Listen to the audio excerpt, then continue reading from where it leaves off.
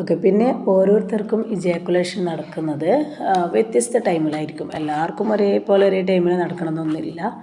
അതായത് ചില ആൾക്കാർക്ക് എന്താണ് പെൻസിൽ വെച്ചിട്ട് ഇങ്ങനെ അതായത് ഈ നമുക്ക് അഡോളസൻസിൻ്റെ ആ ഒരു പീരീഡിൽ പ്യൂബേർട്ടി ആകുന്ന സമയത്ത് ഇങ്ങനെയുള്ള ചേഞ്ചസ് സംഭവിക്കുന്ന സമയത്ത് എന്തുണ്ടാവും, നമ്മുടെ പെനിസിനും ടെസ്റ്റിസിനും ഒക്കെ നല്ല ഗ്രോത്ത് ഉണ്ടാവും അല്ലേ.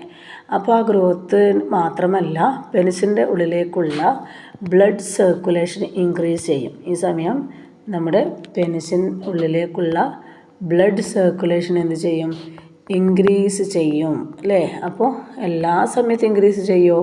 ഇല്ല.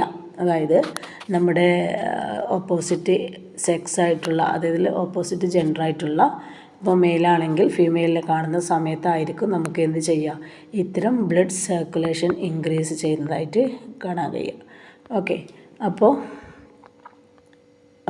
ഈ ബ്ലഡ് സർക്കുലേഷൻ ഇൻക്രീസ് ചെയ്യുന്ന സമയത്ത് നമുക്കറിയാം, അവിടെ ഒരു പ്രോസസ്സ് നടക്കുന്ന സമയത്ത് അവിടെ ഈ ഒരു ഭാഗത്തിന് നമുക്കവിടെ ചെറിയൊരു ചേഞ്ച് വരുന്നുണ്ട്.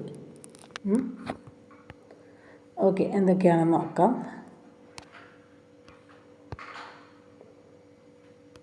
ഓക്കെ, ഇവിടെ പറയുന്നുണ്ട് ഈ ഒരു ചേഞ്ചസ്, അതായത് ആദ്യം പഴയ രൂപത്തിലുള്ള നമ്മുടെ പെനിസിൻ്റെ ഒരു പിക്ക് മുകളിൽ കൊടുത്തിട്ടുണ്ട്. ഓക്കെ, അവിടെ കാണാൻ കഴിയും നിങ്ങൾക്ക് അല്ലേ. അപ്പോൾ ഈ ഇറക്ഷൻ, അതായത് ഈ ഒരു ചേഞ്ച്, അതായത് നമ്മുടെ ഓപ്പോസിറ്റ് സെക്സ് ജെൻഡറിനെ കാണുന്ന സമയത്ത് ഈ പെനിസിൽ ഉണ്ടാവുന്ന മാറ്റം അല്ലേ, ആ ഒരു സമയത്ത് പെനിസ് എന്ത് ചെയ്യും, ഇറക്റ്റ് ആവുമെന്നാണ് പറയുക. അതായത് ഇറക്ഷൻ സംഭവിക്കുന്നു എന്നാണ് പറയുക. ബ്ലഡിൻ്റെ സർക്കുലേഷൻ ഇൻക്രീസ് ചെയ്യുകയും അവിടെ പെനിസ് എന്ത് ചെയ്യും, അതായത് ആദ്യം ഈ ഒരു രൂപത്തിലാണ് പെനിസ് ഉള്ളതെങ്കിലും പിന്നീട് ഇറക്ഷൻ സംഭവിക്കുന്ന സമയത്ത് പെനിസിന് ഇങ്ങനെയാണ് ഒരു ചേഞ്ച് വരിക അല്ലേ.